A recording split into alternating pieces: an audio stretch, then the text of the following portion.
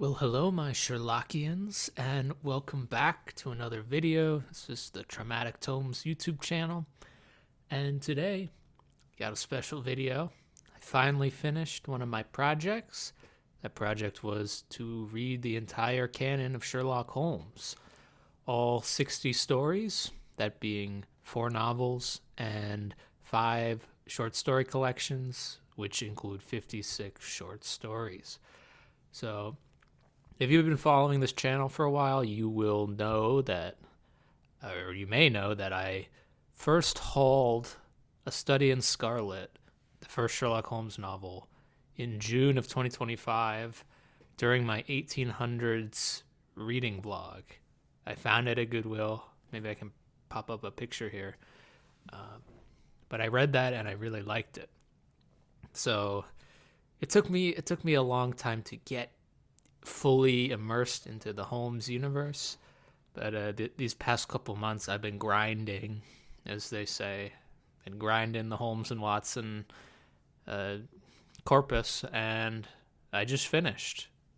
Read all 9 books, so we're gonna tier rank all 9 books, and I'll put timestamps in case you want to skip to the tier ranking. But a little bit of intro first, of course. Sherlock Holmes, everybody should know because he's one of probably the most adapted character ever. I think him and Dracula are first and second, but TV shows, movies, radio adaptations, just general existence in the Western mind, Sherlock Holmes is probably unmatched. He's the famous detective sleuth with the hats and the cape and the pipe and all that. And his exploits and adventures were recorded by his comrade and biographer John H. Watson, Dr. Watson, who was his work was published by Sir Arthur Conan Doyle, the Scottish physician turned writer, between 1887 and 1927. So there are 40 years of Holmes stories, and a lot of these were published in the Strand magazine in London. And yeah, so that's a little background if you didn't know. And I'll also get into a reading order if you're new to Sherlock Holmes and you want to know where to start. Of course, you can go publication order, which I did for the most part. But I'll say there's two places that you could start at. The first being A Study in Scarlet, the first novel. This is the first ever meeting of Holmes and Watson at the beginning of the novel. It's their first adventure together, publication wise. There's at least one story that takes place prior, and it's without Watson. But this is the first Holmes and Watson caper. So you could do that, or if you want to just get a taste of Holmes and Watson, you don't want to go in for a novel or a novella, then you should start with The Adventures of Sherlock Holmes. That's the first short story collection. Now, I'm of the opinion, and I think most people are, that the short stories are better than the novels on average because of their concision. They don't blather on too long. So if you want to just get a taste and see if you want to continue on with the entire canon, I would say read The Adventures of Sherlock Holmes and then the Memoirs of Sherlock Holmes, which were published back to back. Back to back in terms of Holmes publications. And if you like that, if you like both of those, then I would say go into the novels, and then once you've had enough of the novels, come back to Return of Sherlock Holmes. Well, I'll get into all that, but if you want to start, either do a Study in Scarlet or The Adventures of Sherlock Holmes. So that's that. Now we shall get into the tier ranking. I I don't want to mess this up, so I have the tier list in front of me. I'm gonna record it separately, but I'm going to do the ranking now and then record a copy of the ranking later just to make sure I have it correct. But I am doing it right now, so don't think I'm faking on you. But we have 5 categories. We have the top one being elementary, my dear Watson. So these are the best of the best that I loved. I didn't think there was anything wrong with them at all. Just endlessly rereadable. Well, I'll say pretty much all of Holmes is endlessly rereadable.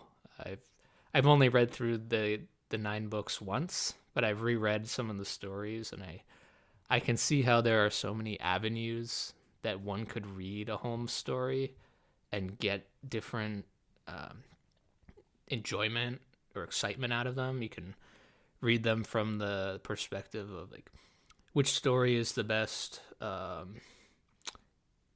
portrayal of Holmes' deductive skills, or which story has the best calm and friendly moments at 221B Baker Street, or which story has the most dastardly antagonist. There's so many different ways you could approach these stories. But elementary at the top is kind of like the S tier. Below that, the game is afoot. Something Sherlock Holmes says occasionally when clues start to lead to other clues, and he finds a lead. So this is the A tier, pretty much, like really, really good, but not the top. Inspector Lestrade, that's one of the many Scotland Yard employees that works with Sherlock Holmes. This is B tier. Lestrade he's not known for being too smart, but he's noted to be bulldogish, and once he has his nose on a scent, he's dogged in his determination to see it to its conclusion. So that's middle of the road, solid and dependable, but nothing spectacular. The fourth category, C tier, the second most boring book in London. That is a reference to the first story of the Return of Sherlock Holmes, called The Adventure of the Empty House, where it's mentioned the second most dangerous man in London. So that's just an allusion to that. But it's C tier, so it's like meh. And then the final category is poop. Just absolute poop. Nothing redeemable about this story or this book at all. That's like D tier. So, without further ado, gonna go into the tier ranking. Sorry for this long introduction, but first up we have A Study in Scarlet. This is, of course, as I mentioned earlier, the first published Holmes and Watson work, and it was published in 1887, and this mystery or adventure covers the London-based murder of an American man named Enoch Drebber, and the London police enlists the help of Holmes and Watson to try and figure out who murdered Enoch Drebber and why.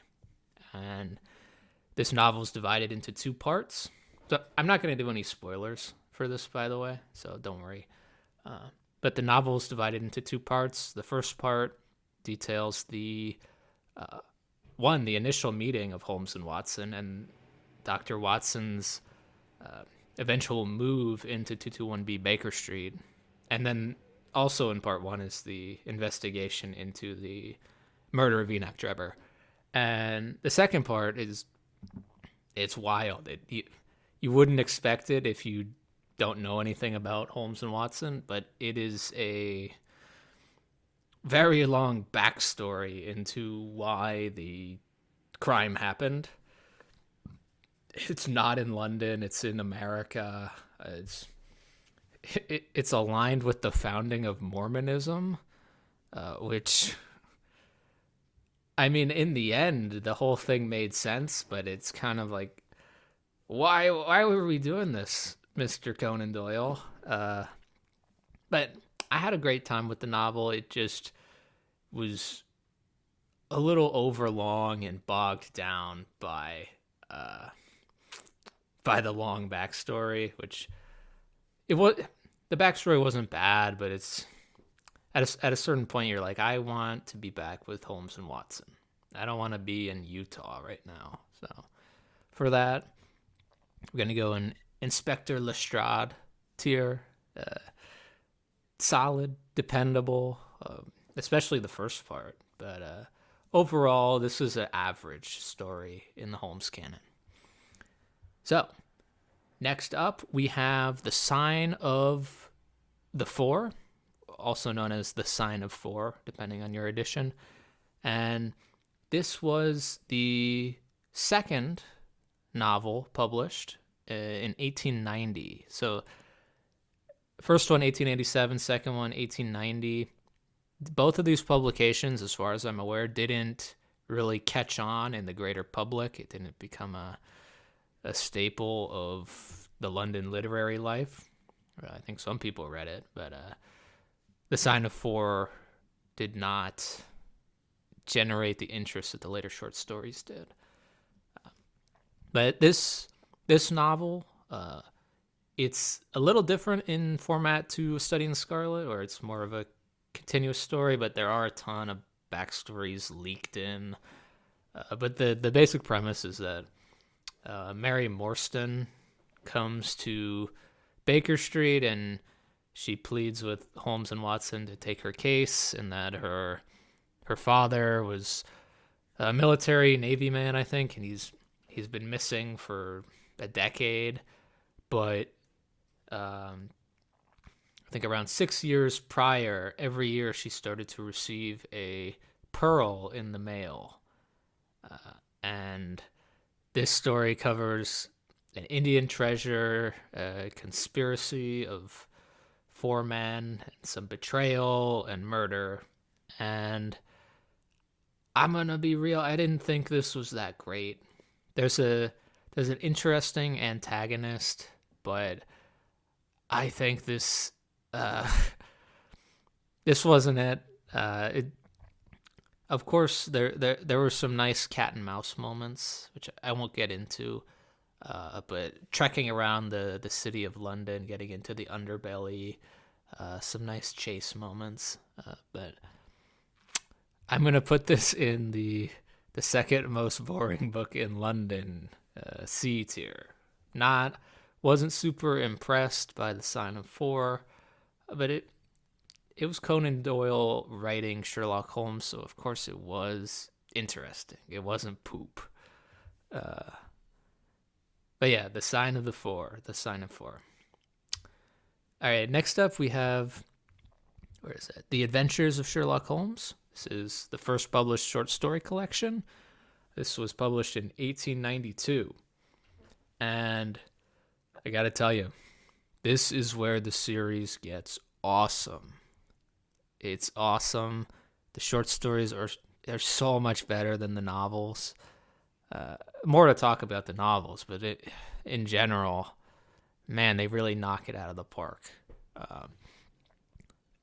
Funny story, maybe not funny, but I actually DNF'd this book in August or September. I was kind of burnt out from some things, and I read 2 of these stories from this collection, The 5 Orange Pips and The Boscombe Valley Mystery, and they really didn't do it for me, and I lost interest in the whole thing. I didn't read it for months. I think part of that had to do with the format I was reading in. I had a clunky hardcover, but a month or 2 ago, I got the Project Gutenberg ebook for free, put it on my Kobo. So that actually really helped. That is what made me crank through the entire series, having it on an e-reader. So recommend, if you don't have a nice edition of Sherlock Holmes, to just plop it on your e-reader. But yeah, The Adventures of Sherlock Holmes was fantastic. Out of all the short story collections, I think the highs were consistently the highest in The Adventures. of Sherlock Holmes. Especially some of my favorites were A Scandal in Bohemia with To Sherlock Holmes, She is Always the Woman with Irene Adler. What else? I loved The Man with the Twisted Lip. Of course, The Adventure of the Blue Carbuncle. Such an iconic opening. And The Mystery of the Christmas Goose is just so funny. It wasn't even a great... Holmes didn't do any deducing.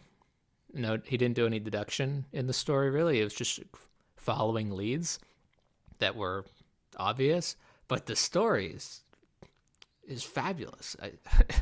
It's so funny and weird, and it's great.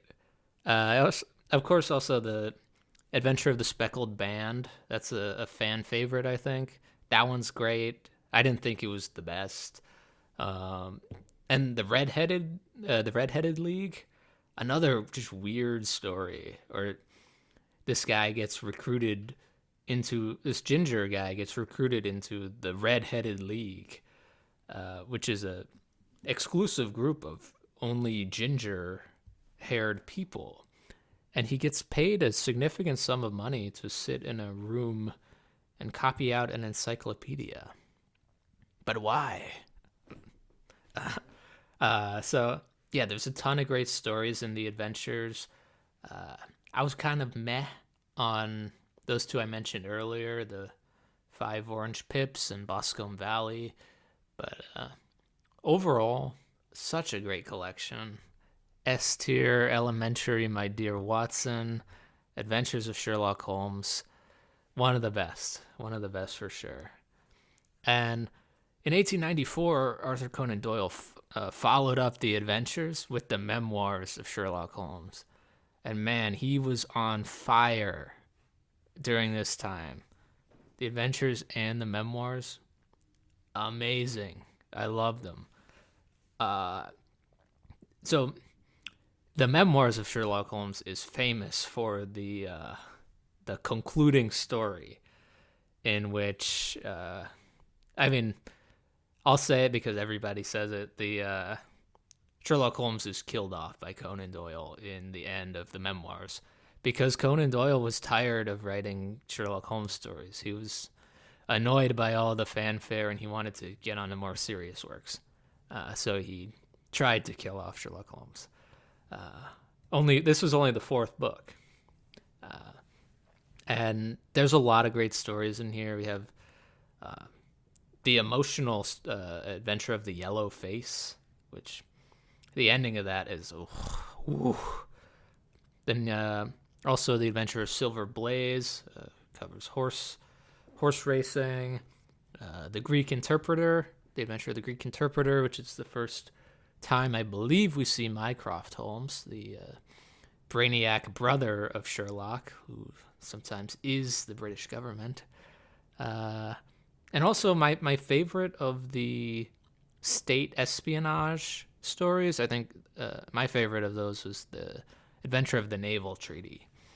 Now, there's a couple others that are solid in later entries. There's the Second Stain and the Bruce Partington plans. But I thought the Naval Treaty was the best of those 3.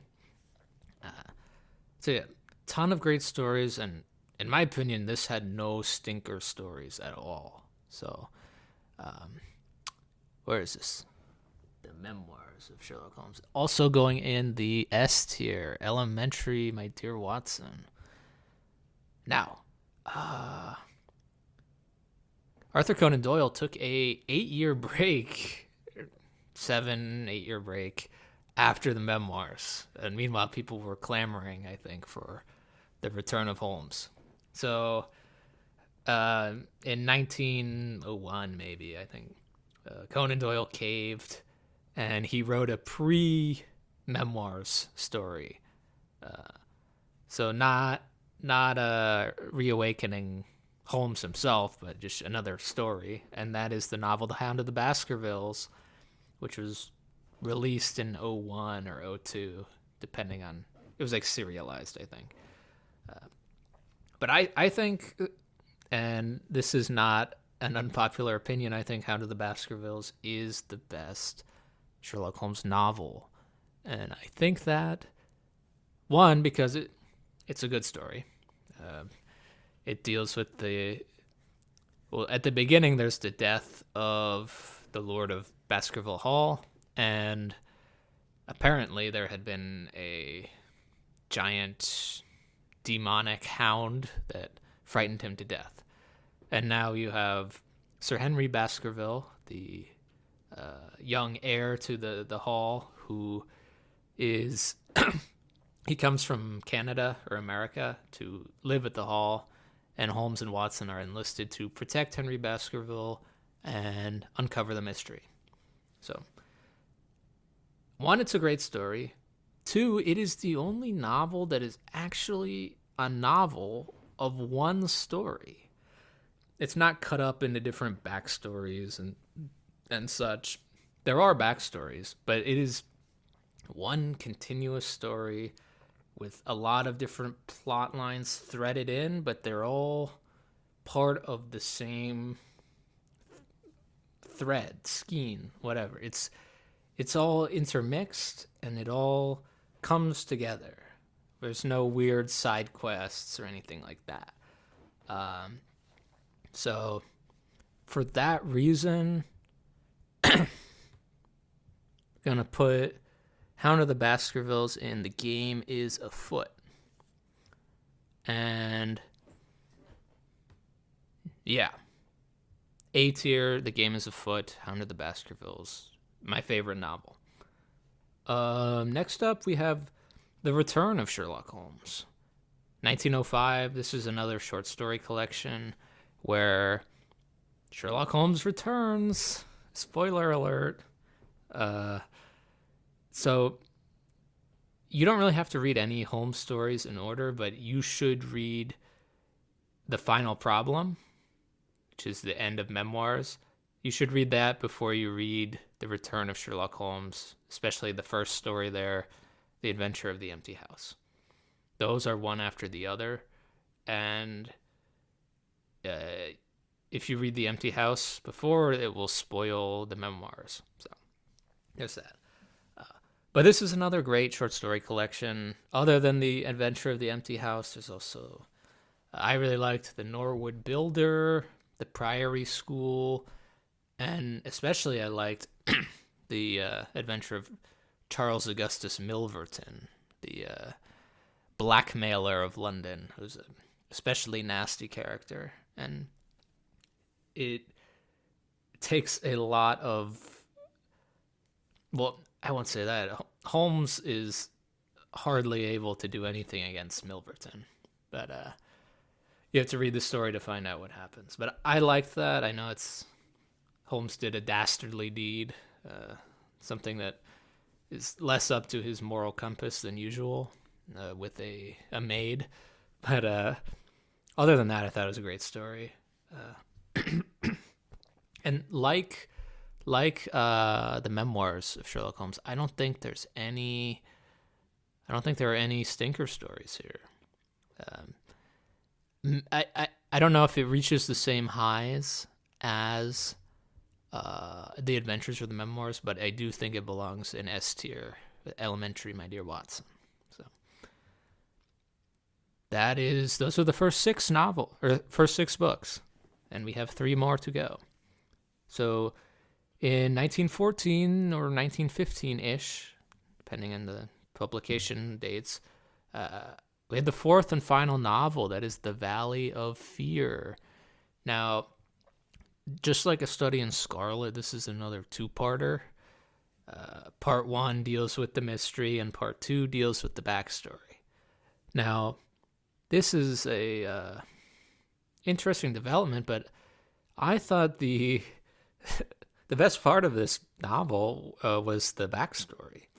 I didn't really think the Holmes and Watson case was all that great. It was they're called to this country house where a man has been murdered, and the man's wife and his best friend don't seem to be too bothered. So there's a conspiracy into why that is and who murdered him, whatever. But the backstory, I thought it was a gripping crime narrative. It was focused in the Valley of Fear, Vermissa Valley. Like it's in the American West. I don't know if it was California or some other mining district in the western U.S. But it follows this character McMurdo as he joins into the Freeman Lodge, kind of like a Mason type thing. But this lodge, they're also known as a gang called the Scourers, and they're basically a murder club. They murder and intimidate people in the area for money and power. But they're disguised as this Freeman Lodge. But I was hooked on that story all the way through, even though I knew like it barely had a connection to. Well, it had a connection, but I didn't really care about the connection to the Holmes and Watson investigation. I just liked it for what it was. But yeah, there was that weird inversion that I had, and also there's a weird Moriarty connection. The Spider of London. He just has a mention. It's just kind of weird how it went about. But yeah, I'll put this in Inspector Lestrade, but below A Study in Scarlet. A Study in Scarlet is better because it has such a quaint beginning. So, yep. Okay. Next up, we have His Last Bow from 1917, World War I adjacent, and this is the fourth collection of stories. There's only 8 stories in this one, which is different because all the other ones have 12, I believe. And while not on the same level as Adventures, Memoirs, or The Return, I still thought this was a pretty good collection. You have the Adventure of the Cardboard Box, The Dying Detective, The Devil's Foot. I really liked all those. And also His Last Bow is It's an epilogue to the life and work of Sherlock Holmes. It was supposed to be the last Holmes book, but Conan Doyle caved again, and there's another one. But I would say I had some commenters advise me, and they said try to read His Last Bow last, just because it wraps things up nicer than the final book. And so I did that. I took that advice, and while I think I would have preferred to end on the adventure of the final problem with Holmes and Moriarty at Reichenbach Falls. His Last Bow was a solid ending, so I'll give it that. And in a lot of these stories in His Last Bow, I think especially during the wartime, Conan Doyle might have thought he needed to raise the stakes, but the stakes are a lot higher across the board in these stories compared to some of the other ones. But yeah, I still thought this was a really good collection. I'm going to put it in The Game Is Afoot behind The Hound of the Baskervilles, but still in the A tier. And finally, in 1927, 40 years after A Study in Scarlet, we have the Casebook of Sherlock Holmes, which is the final short story collection as well. And this one, I think it was better than The Sign of the Four, but just because it was short stories and they were concise. But it was tired.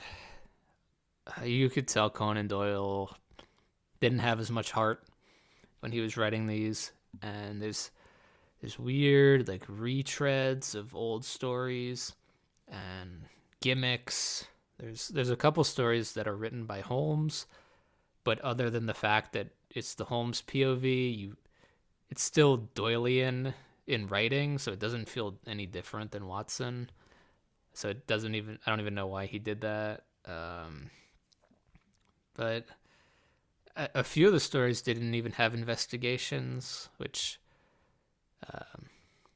I mean, he had done that before, and if the story is good, then it's a good story. But even there, I was like, these stories are, I can tell they're on a rung below. So for that reason, I have to put this. I'm gonna put this at the end of B tier, Inspector Lestrade tier. Still better than The Sign of the Four, but easily the worst Sherlock Holmes story collection. So, yeah, that's my ranking. I think I like it, but no. I have to put A Study in Scarlet at the end of The Game Is Afoot, just for being the beginning. I think that raises it up a little bit. So in the S tier, we have The Adventures of Sherlock Holmes, The Memoirs of Sherlock Holmes, and The Return of Sherlock Holmes. In A tier, we have The Hound of the Baskervilles, His Last Bow, and A Study in Scarlet. B tier is The Valley of Fear and The Casebook of Sherlock Holmes. And then C tier is The Sign of the Four. Now, you will notice there's nothing in Poop tier because no book of Sherlock Holmes is bad. There's no bad book. Even the worst that Conan Doyle wrote about Sherlock is still interesting and fun. And if you're watching this and you've never read Sherlock Holmes before, this is your call to go and read them. And if you're a Holmesian fan and you've already read the books once, twice, thrice, well, this is your call to go reread them because I know you love them and they're awesome. So, yeah, that's my tier ranking list for the Sherlock Holmes canon. So, thank you for watching. Of course, please comment if you have a different list than I do, or you don't agree with some of my selections. I'd love to hear discourse in the comments or in my email, which I always link, if you want to vigorously attack me further. And also, I don't know if anyone would be interested in a tier ranking of every single story, the 56 short stories. That might be excessive, and I think I would need to read all the short stories again with that in mind, just to have a better picture of what's going on. But let me know if that would be interesting. I don't think I would do that. I don't think I would, but it's possible. So, yeah, thank you for watching, and I'll see you in the next video.